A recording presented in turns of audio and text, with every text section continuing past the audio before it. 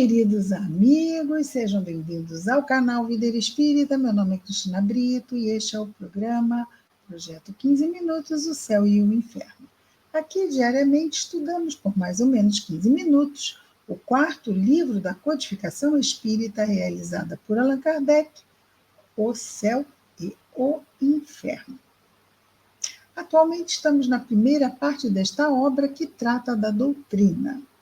Estamos no capítulo 4 e hoje vamos começar o item 8. E vamos falar dos limbos.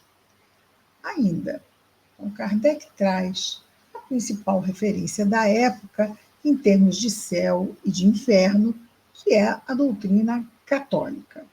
E vem antepondo a doutrina espírita e mostra-nos, pelo menos tem nos mostrado até agora, no nosso estudo, que há uma enorme inconsistência no que foi decidido como verdade na doutrina católica.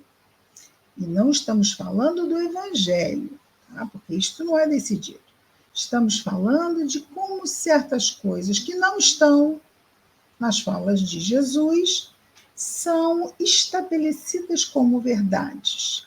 E isso aconteceu nos concílios, nas reuniões, nas discussões dos doutores da igreja, que lá estabeleciam o que era, o que não era, o que deixava de ser, e assim foi. Hoje vamos tratar dos limbos. E o item 8, no item 8, Kardec nos traz. Eu não sei quantos amigos, mas eu estou aprendendo coisas que eu desconhecia sobre a doutrina católica, o que me ajuda a entender melhor certas coisas da doutrina católica. Né? Então, vejamos. A Igreja admite, é verdade, uma posição especial em certos casos particulares. Até agora nós tínhamos visto o quê? Céu, inferno e purgatório. Mas agora vamos ver o limbo. E aí esta é uma, como ele diz, uma condição especial. As crianças mortas em tenridade, não tendo feito mal, não podem ser condenadas ao inferno. No caso, o fogo eterno. Por outro lado, não tendo feito bem, não tem nenhum direito à felicidade suprema. Estão, então, diz ela, a igreja, na doutrina católica.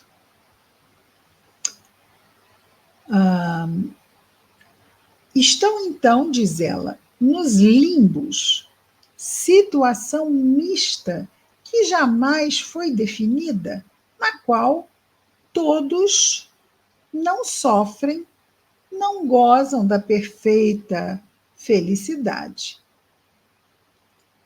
Não sofrem, também não vivem a felicidade, é mesmo isso. Por isso que se diz, está no limbo.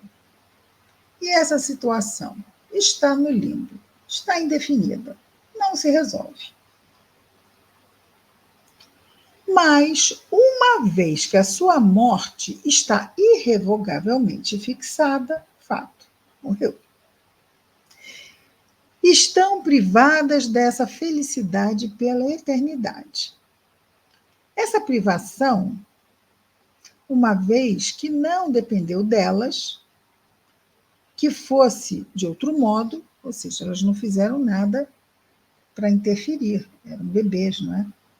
Na sua pouca vida. Essa privação, uma vez que não dependeu delas, que fosse de outro modo, equivale a um suplício eterno imerecido. Tadinhos, não fizeram nada, vão ficar para sempre, nem quente, nem frio, nem bom, nem mal, nem felicidade, nem infelicidade, mesmo nesse limbo. Ocorre o mesmo com os selvagens, que, não tendo recebido a graça do batismo e as luzes da religião, pecam por ignorância, entregando-se aos seus instintos naturais, não podendo ter nem a culpabilidade nem os méritos daqueles que puderam agir com conhecimento de causa. A simples lógica repele semelhante doutrina em nome da justiça de Deus. Ah, é justo. Não fez bem, não vai para o céu. Também não fez mal, não vai para o inferno. Então, agora são os recém-nascidos, que morrem em eternidade, que ainda não foram batizados, e também os selvagens, que também não foram batizados, e que são ignorantes e que a sua ignorância os leva a agir de uma forma não de acordo com o que a igreja estabelece, e aí ficam nisso, também no limbo.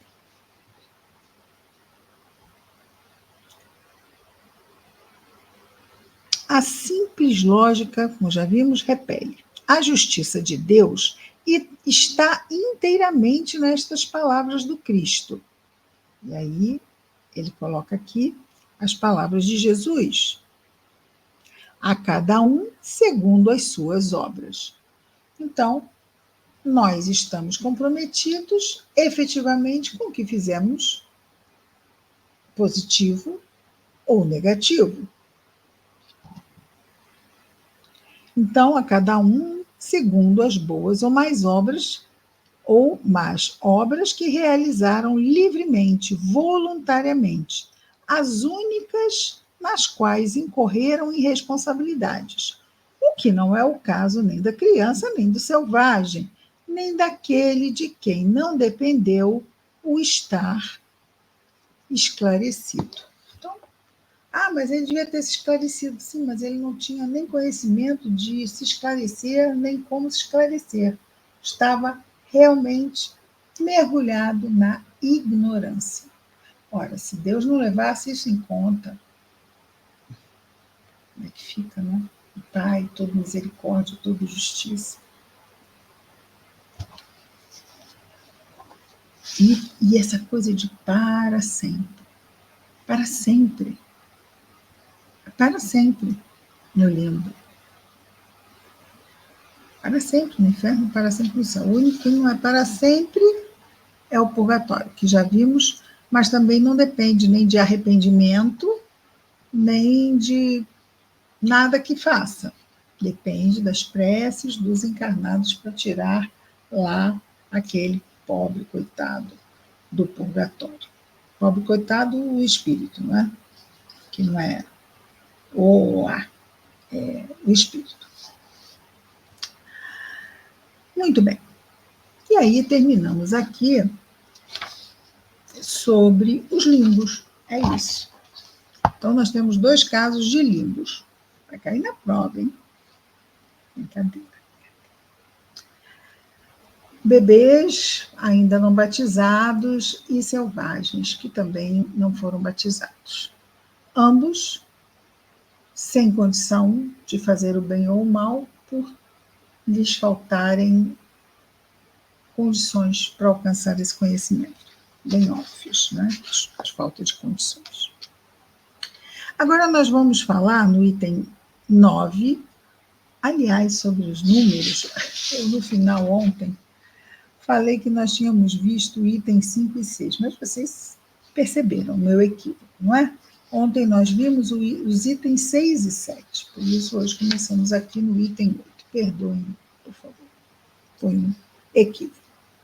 Então, vamos para o item 9. No item 9, trataremos do quadro do inferno pagão.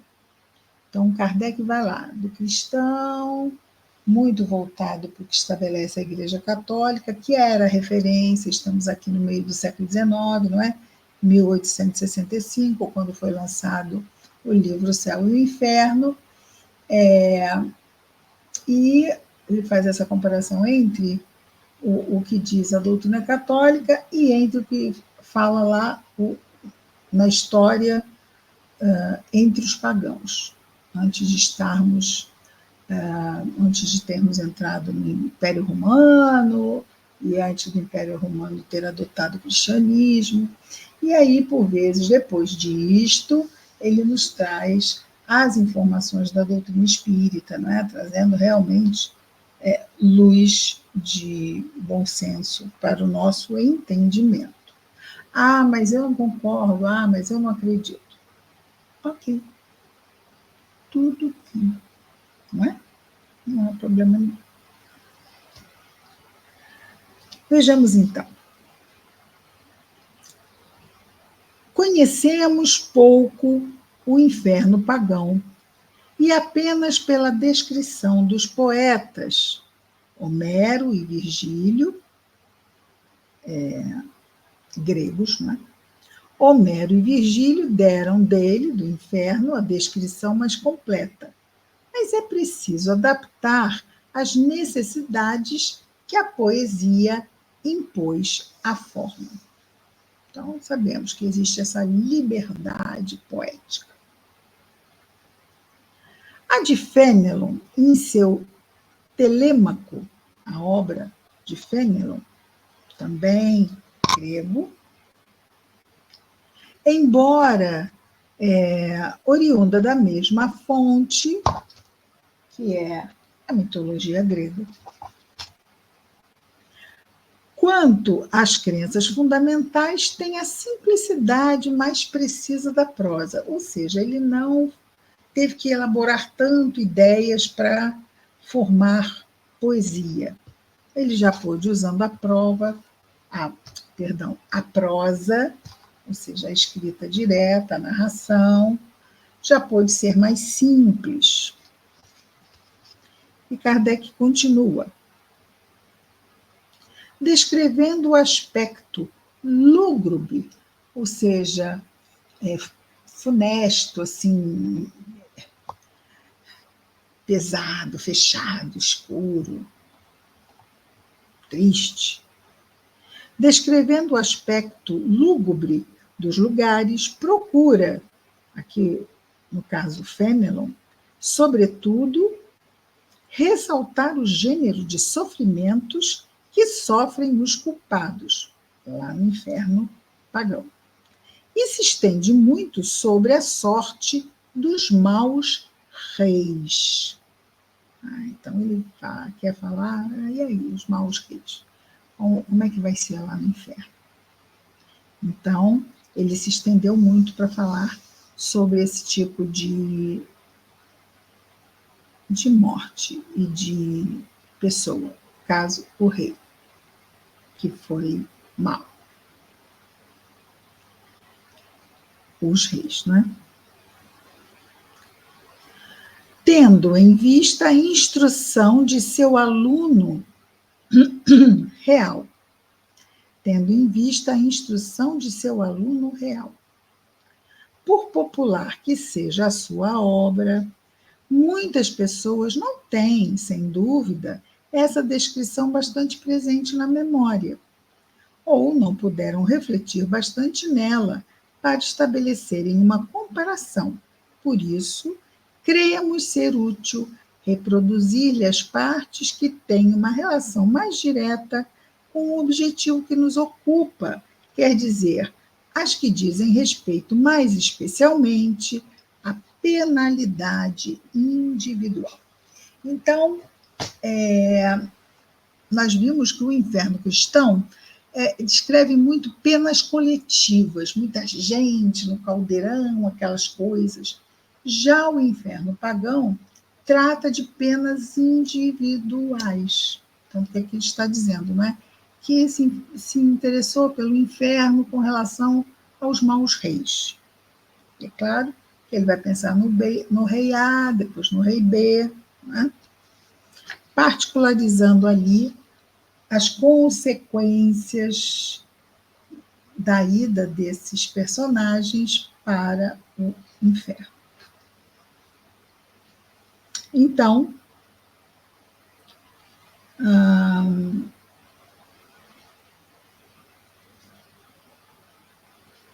ok. Então, ele vai falar agora sobre isso. vai se aprofundar nesse aspecto, que nós vamos ver amanhã no item 10. Ok? Telêmaco é o personagem da obra, daqui de Fenelon. Mas sobre isso vamos ver amanhã, tratando das penas individuais dos maus no inferno pagão. Amanhã estaremos de volta com mais um projeto 15 minutos, o céu e o inferno. Até lá, muita paz a todos.